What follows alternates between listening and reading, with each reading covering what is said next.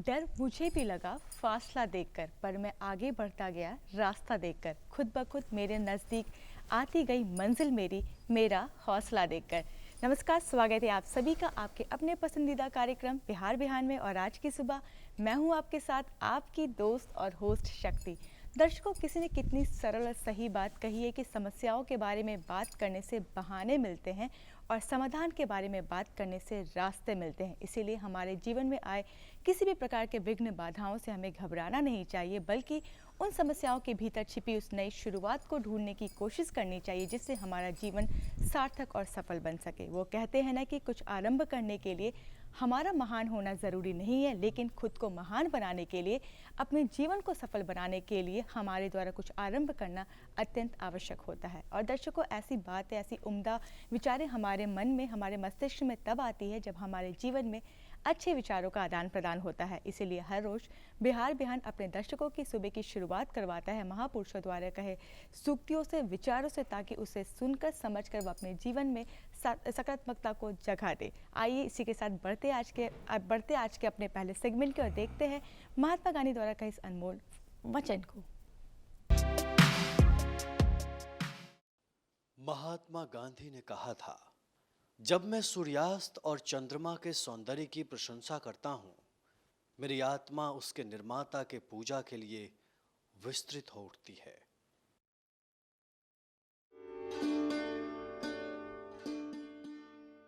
स्वागत करते हैं हमारे आज के मेहमान का। हमारे बीच मौजूद है अभिनेता कुमार आर्यन जी। कुमार आर्यन जी, आपका बहुत बहुत स्वागत है हमारे कार्यक्रम बिहार बिहार में। जय मां काली, हर हर महादेव। और आप सभी का भी दिल से आभार। जी आर्यन जी, सबसे पहले आपके जीवन के बारे में जानना चाहूँगी, आपके शुरुआती दौर के बारे में जानना चाहूँगी कि आपकी शिक्षा दीक्षा कहाँ से हुई, आप कहाँ से ताल्लुक़ रखते हैं और आपका क्या कुछ लक्ष्य रहा। मैडम, शिक्षा जो है हमारी झारखंड में बोकारो से हुई थी 10वीं की, और आगे की परीक्षा रांची में हुई थी। और मैं ताल्लुक़ जो है बिहार के सुपौल ज़िला के प्रतापगंज प्रखंड के गोविंदपुर गांव है मेरा, छोटा सा गांव है, और वहां से मैं आता हूं। और ब्राह्मण परिवार से हूं। पिता का नाम गिरीश चंद्र मिश्रा और माता का नाम है शिवकला देवी। जी, आपसे जानना चाहूँगी, क्या परिवार में ऐसा कुछ एक्टिंग से जुड़ा कुछ माहौल था या आपने इसकी पहल की? नहीं, मेरे गांव में भी नहीं है, क्योंकि परिवार में तो था ही नहीं। पापा प्रबंधक थे बिहार सरकार में पहले, और जब कैडर का बंटवारा हुआ झारखंड में तो वो बोकारो में थे, तो माहौल कुछ भी नहीं था फिल्मी। और मतलब हम 5 भाई बहन हैं, 3 बहन हैं मेरे से बड़े, और छोटा भाई टीचर है। और अभिनय से किसी को रुचि नहीं था। वो शख्स मैं था, वो बच्चा मैं था जिसको अभिनय में एक जुनून टाइप का बचपन से रहा। और लोग जब मेला में जाते हैं ना, तो घूमने जाते हैं, और मैं 1.5 वर्ष की उम्र में स्टेज पे चढ़ गया था। जी, तो आपको मतलब आपका रुझान एक्टिंग के प्रति किस तरीके से जागृत हुआ, या किस प्रकृति से मतलब आपको इसके प्रति आपकी रुचि बढ़ी?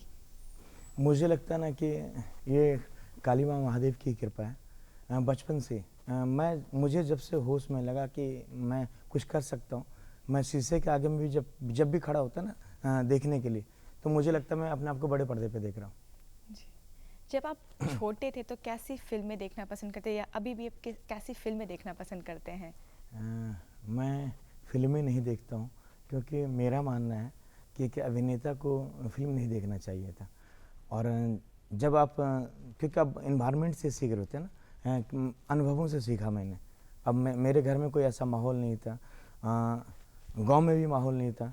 मैं जहाँ पे रंगमंच है मेरा, कालिका नाट्य कला परिषद गोविंदपुर का रंगमंच पर मैंने शुरुआत किया था अभिनय का। उससे पहले मैं 2011 में 10 फरवरी को 2011 में भाग गया था घर से, और भाग कर दिल्ली गया। मुझे लगा कि क्योंकि एक्टिंग को लेकर कोई सपोर्ट नहीं कर रहा था मुझे, क्योंकि कोई गांव में नहीं है, परिवार में कोई नहीं थे कि जिससे अभिनेता बनना था, और मुझे अभिनेता ही बनना था। ये मैंने जब भी सोचा तो सिर्फ इसी के लिए सोचा। तो मैं वहाँ से भागता हूँ, दिल्ली जाता हूँ, और मंडी हाउस भी है। तो मुझे लगा पहले शुरुआत में कि मैं देखने में खूबसूरत हूँ, तो उससे तो कोई काम दे दे रोड पे देख के। ऐसा होता नहीं है एक्चुअली में, और काफ़ी संघर्ष भरा रहा मेरा, 13 वर्षों का संघर्ष है। तो मैं दिल्ली जाता हूँ, और दिल्ली में सबसे पहला काम किया था, क्योंकि मुझे जब पता चला कि मुझे घर से कुछ नहीं मिलेगा सपोर्ट, तो मैंने टेली कॉलिंग किया कि मेरे पास पैसे आएंगे तो मैं मुंबई चले जाऊंगा। फिर घर घर जाके डोर नॉकिंग का काम किया और सोचा कि उससे ज़्यादा मिल जाएगा, वो भी नहीं सक्सेस रहा। और लास्ट काम जो था मेरा वो था डाटा एंट्री ऑपरेटर। वर्ष 2014 में वो लास्ट नौकरी था। और मैं जब भी नौकरी किया ना तो मैं बीमार पड़ जाता था।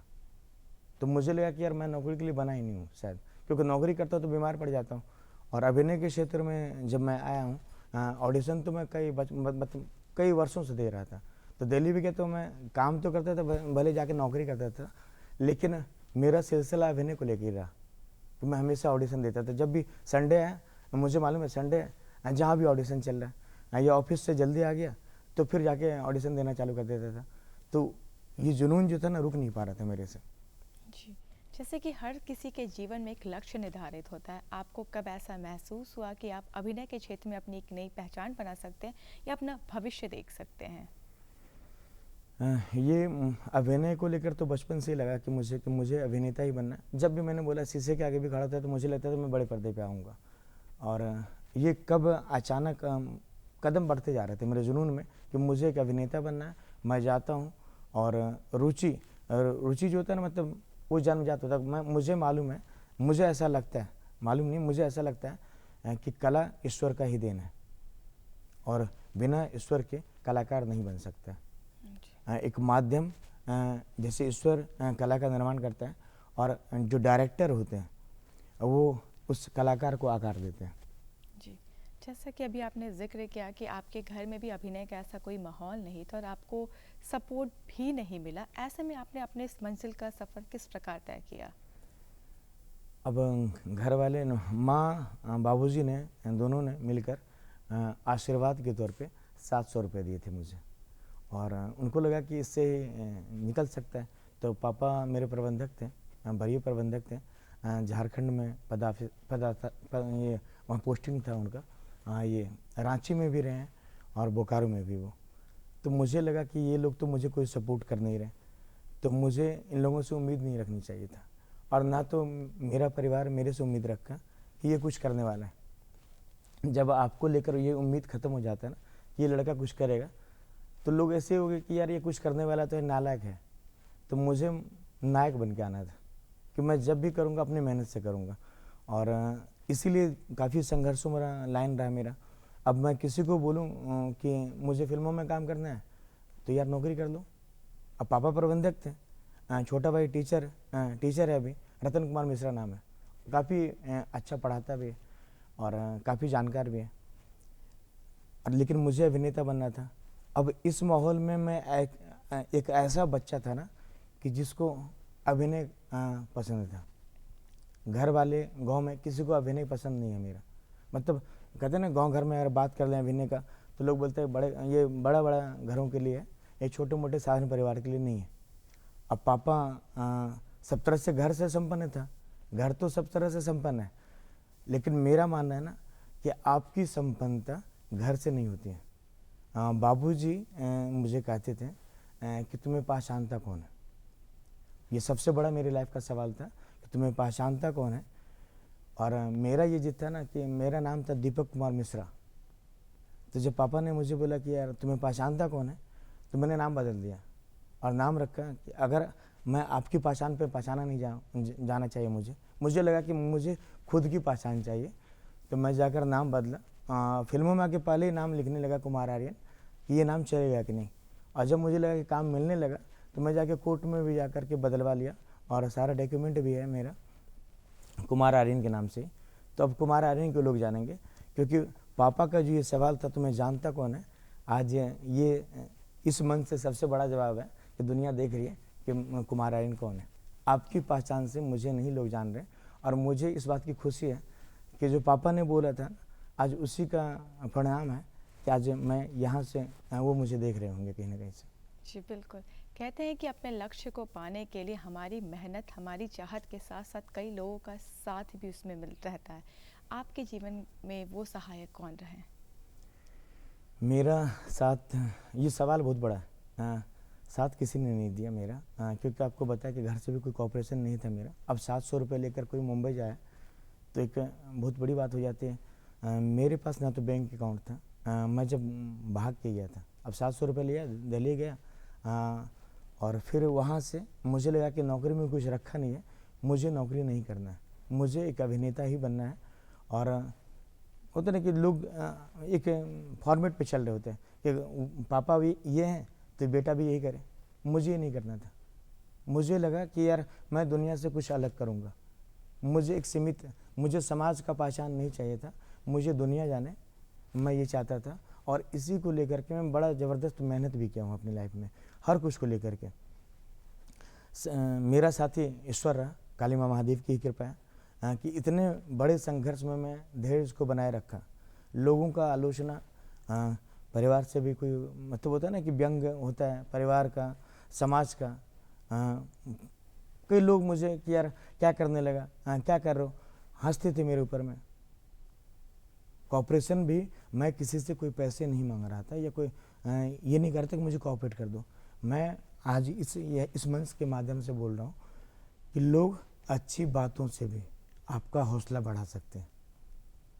कहते हैं ना कि बोली में भी दम होता है, तो लोग अच्छे बोल भी नहीं दे पा रहे थे मुझे, तो मैं कहता था मुझे बनना है और एक दिन वो टाइम आएगा, मैं ये चीज़ प्रूफ कर दूंगा कि मैं सही हूँ और दुनिया गलत। तो शायद ईश्वर की ही कृपा है। और इतना बड़ा संघर्ष में मैं धैर्य नहीं खोया। कई लोग जानते भी हैं, और संघर्ष ही साथी रहा मेरा। जब मैं मुंबई जाता हूँ, बैंक अकाउंट नहीं था, धक्के खाने के लिए होता ना कि अनुभव बढ़ रहा था मेरा मानना था, अनुभव बढ़ रहा था।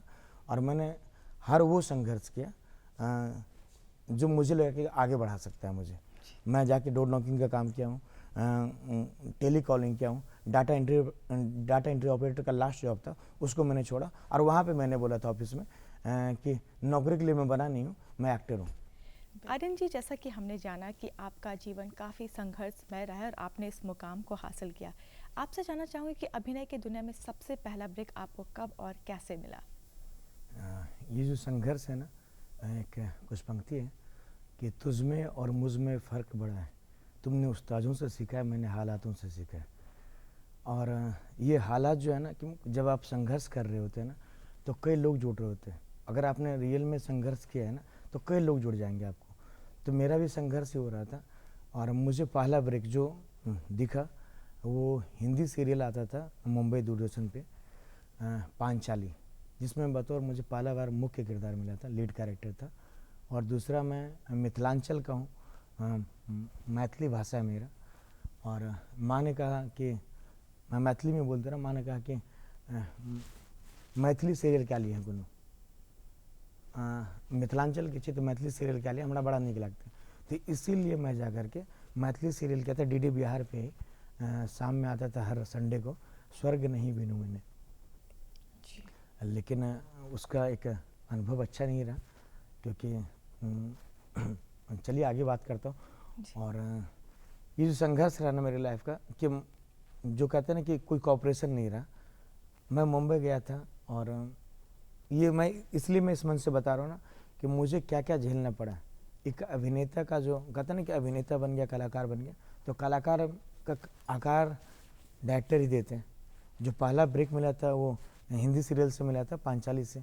कैरेक्टर नेम था सोनू, नाम था मेरा।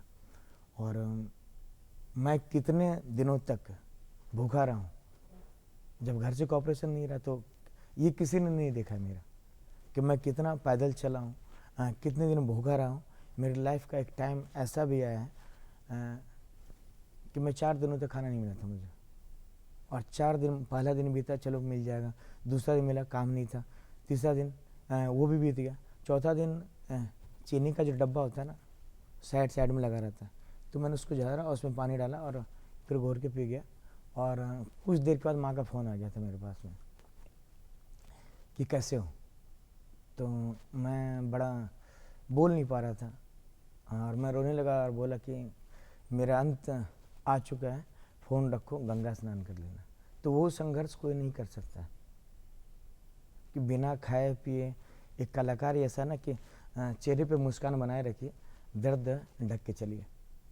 और अभी आगे पूछिए आप। कोई बात नहीं, कहते ना कि जब आप एक मुकाम हासिल कर लेते तो ये संघर्ष एक ज़रिया होता है जिससे आप अपने अंदर के हुनर को और भी निखारते हैं। हाल में ही आपकी एक मूवी आई है जिसका नाम है एजुकेशन द टेरर, इससे जुड़ी कुछ बातें हमारे दर्शकों के साथ साझा करें। ये फिल्म का जो मुद्दा है ना, वो बिहार में शिक्षा में फैले भ्रष्टाचार को लेकर के, और इसमें जो मेरा किरदार है एक ऐसे युवक का है जो पढ़ लिख कर बेरोजगार है। रंजन नाम है इस कैरेक्टर में। और मेरे लिए ये साल भी बड़ा उपलब्धि भरा रहा। और शादी हुई थी मेरी 2021 में। पत्नी का नाम है अंकिता आर्यन, और अभी जस्ट 2 अगस्त को मेरी बच्ची जन्म लिया, इसका नाम मैंने रखा है अर्निका। तो 13 वर्षों का संघर्ष एक तरफ था, और जब मेरी बच्ची ने जन्म लिया ना, उसके 6 महीने हुए और 7 दिन। मैं घर से जब भागा था वो 10 फरवरी 2011 था, और मेरी जो फिल्म लगी वो 10 फरवरी 2023 था। तो ये भागने से लेकर के रिलीजिंग तक का जो सफ़र था 13 वर्षों का, वो कमाल का रहा। और ये फिल्म जो मुझे मिली है ना, उसके लिए मैं जो डायरेक्टर है उनको धन्यवाद देता हूँ कि उन्होंने बेहतरीन मौका दिया। मौका ही नहीं, इसमें मतलब जब ये फिल्म आप देखने जाएंगे ना, तो कई लोग मुझे ये चीज़ को लेकर, फिल्म के लोग ताना मारे थे। किसी शूटिंग में मैं गया था कि पीछे खड़े हो जाओ, प्रोफाइल बन जाएगा तुम्हारा। और ये फिल्म उनके लिए जवाब है कि ये फिल्म का जो ओपनिंग सीन है ना, वो मैं नहीं किया। मतलब 5 से 7 मिनट का जो ओपनिंग सीन है, ये फिल्म स्टार्टिंग मुझ पर ही होता है। तो इसके लिए हम ऊपर वाले काली माँ महादेव का विशेष धन्यवाद देते हैं, वो कृपा बनाए रखें। और डायरेक्टर साहब जितेंद्र जैस जी का धन्यवाद देता हूँ। और जिन्होंने ताना मारा था उनके लिए जवाब है कि वो ओपनिंग देखे, जिस लड़के को आपने कहा था पीछे खड़े हो जाओ, प्रोफाइल बन जाएगा। और ये फिल्म एजुकेशन द टेरर, ये ओपनिंग सीन मेरा है। तो पीछे खड़े होने के लिए नहीं, ऊपर वाला जिसे चाहेगा ना वो आगे में खड़ा होगा। जब आपके पास हुनर और सब लोगों का साथ हो तो आप बुलंदियों को बेशक छूते हैं। और इस फिल्म में रजा मुराद है, अली खान साहब हैं, फिर वीरबल जी हैं कॉमेडी किंग, और मैं था। मुझे एक बेहतरीन मौका मिला। जी, कहते हैं, हमने सुना है कि आपको अभिनय के साथ साथ आपकी रुचि साहित्य में भी है। कहते हैं कि साहित्य और अभिनय का गहरा संबंध होता है। तो किस प्रकार साहित्य की छवि अभिनय में और अभिनय की छवि साहित्य में आपके लिए लाभकारी रही? हाँ, ये कुछ पंक्ति हैं मैंने बच्चन साहब के द्वारा लिखा पढ़ा था, और मैंने खुद लिखा। मैं बच्चन साहब की पहले सुना रहा हूँ पहली बार। उसमें जो संघर्ष था मेरा, उस पर वो मेरा काफ़ी दिल से गुजरा है। जब संघर्ष में वो 4 दिन गुजरा, कई दिनों तक भूखा रहना पड़ा, पैदल चलना पड़ा। मैं प्लेटफॉर्म के बाहर, ये मेरी रियल लाइफ है कि पापा प्रबंधक थे, कोई कॉर्पोरेशन नहीं था, मेरा बैंक अकाउंट नहीं था मेरे पास में। मैं भाग गया था मुंबई। प्लेटफॉर्म पे जो पॉलीथीन बिछा करके मैं सोता था, और मुझे खाने का फिक्र नहीं था, क्योंकि मुझे सिनेमा का इतना ज़्यादा जुनून था ना कि मैं कुछ दिखता नहीं है, मुझे आज भी नहीं दिखता सिनेमा के आगे में। तो उसमें पंक्ति लिखा था, बच्चन साहब से ही सुना था, मोटिवेशनल होता है ना, कि इस जग में जितने जुल्म नहीं उतने सहने की ताकत है। इस जग में जितने जुल्म नहीं उतने सहने की ताकत है। तानों के भी शोर में रहकर सच कहने की आदत है। मैं सागर से भी गहरा हूँ, तुम कितने कंकड़ फेंकोगे। मैं सागर से भी गाढ़ा हूँ, तुम कितने कंकड़ फेंकोगे। चुन चुन कर आगे बढ़ूंगा मैं, तुम मुझको कब तक रोकोगे। और ये जो जुल्म में जो सब तरह से सह रहा था, मतलब बर्दाश्त कर रहा था, धैर्य था मेरे अंदर में, उस पर ये पंक्ति है। मैं उस माटी का वृक्ष नहीं जिसको नदियों ने सींचा है। मैं उस माटी का वृक्ष नहीं जिसको नदियों ने सींचा है। बंजर माटी में पलकर मैंने मृत्यु से जीवन खींचा है। मैं पत्थर पर लिखी इबादत हूँ, शीशे से कब तक तोड़ोगे। मैं पत्थर पर लिखी इबादत हूँ, शीशे से कब तक तोड़ोगे। मिटने वाला मैं नाम नहीं, तुम मुझको कब तक रोकोगे। और मैं अब अपनी कविता जो मैंने खुद लिखा है, जब आपका कॉल आया था, मैं आपका भी जिक्र कर रहा हूँ, तब मैंने रास्ते में लिखना चालू किया था, क्योंकि एक कविता ही उस पर बेस्ड है। और लास्ट पंक्ति से आपको पता चलेगा, मैं सुना रहा हूँ आपको।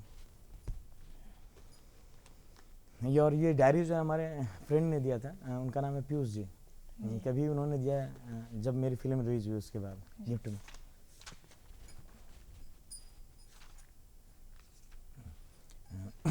कल शिवरात्रि था, और सबसे पहले आज मैं हर किसी को महाशिवरात्रि की हार्दिक हार्दिक शुभकामनाएं देता हूँ अपने दर्शकों को, और महादेव की कृपा सभी पर बनी रहे।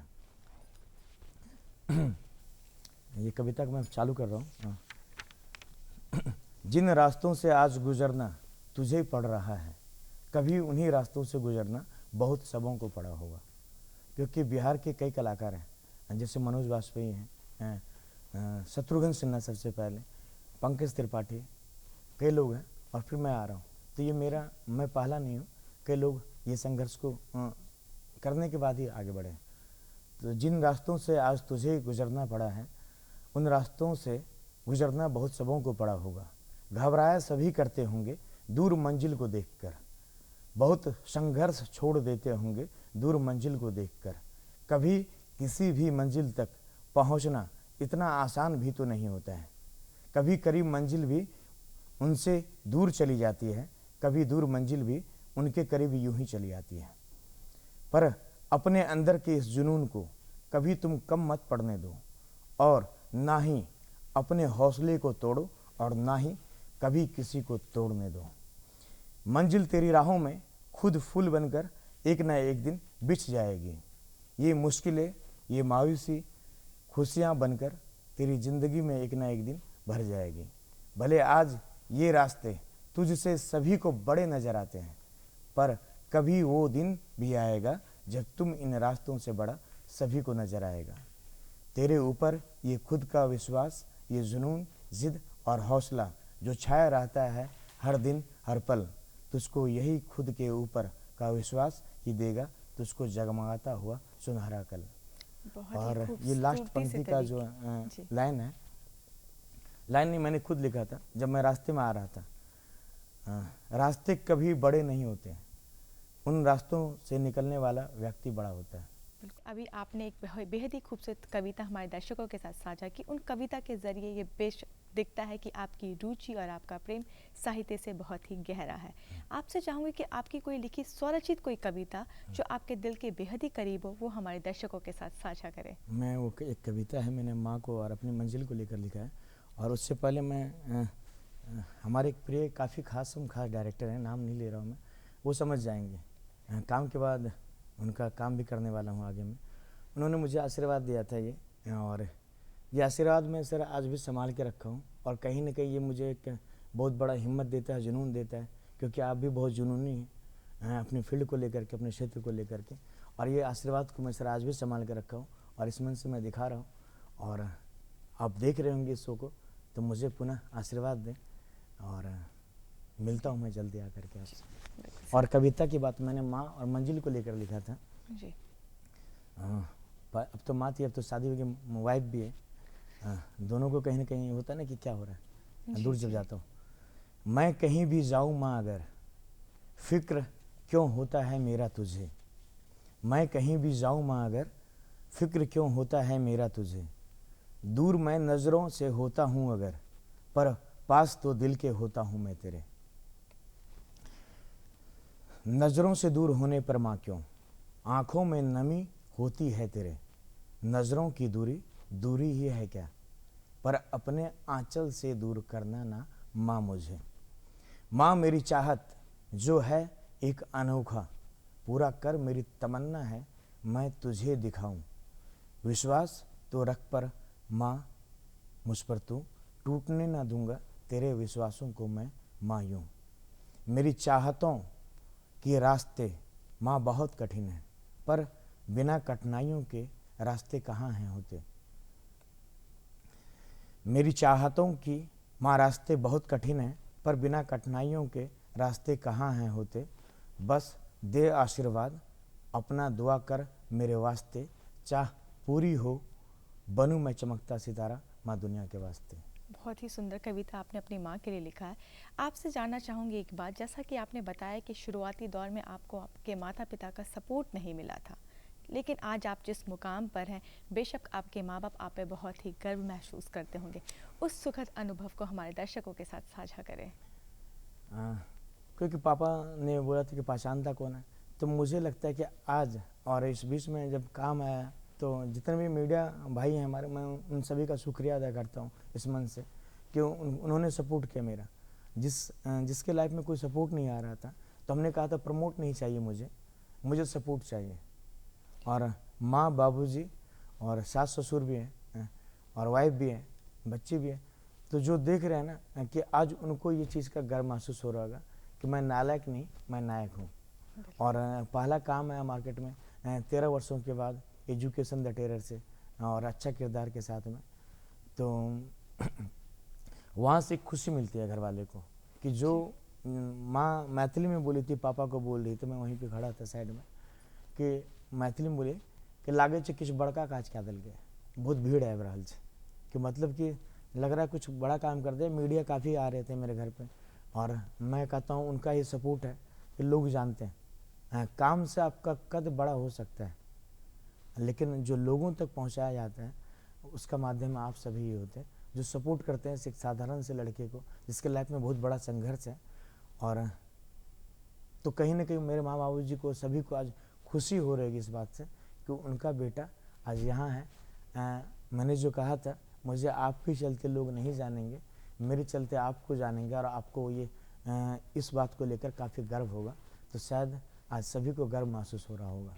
बेशक आपने अपनी मेहनत से, अपने संघर्षों से इस बात को सिद्ध कर दिया कि भीड़ का हिस्सा ना बने, भीड़ का कारण बने, और आपने इसे बखूबी सिद्ध भी किया है।